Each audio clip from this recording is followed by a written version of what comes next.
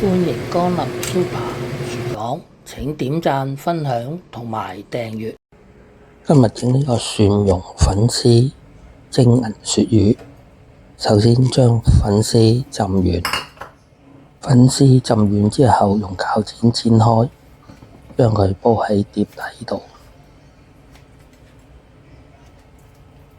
銀鱈魚清洗乾淨之後，放喺粉絲面上面，攞幾粒蒜頭出嚟，用刀拍扁，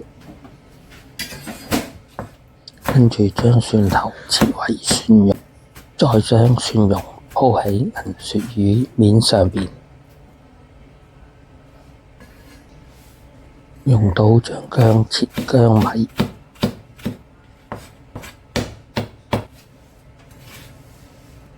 再將薑米放落銀鱈魚上邊，開大火煲滾水，放落銀鱈魚，跟住就冚蓋蒸佢大約15分鐘。喺蒸緊魚嗰陣，咁我哋調校啲豉油，略2湯匙嘅豉油，少許糖，用筷子將佢攪勻。過咗15分鐘啦，啲銀鱈魚已經蒸好啦。咁我哋就夾起佢，喺鑊中落油，放埋調好味嘅豉油，跟住開大火將佢煮滾。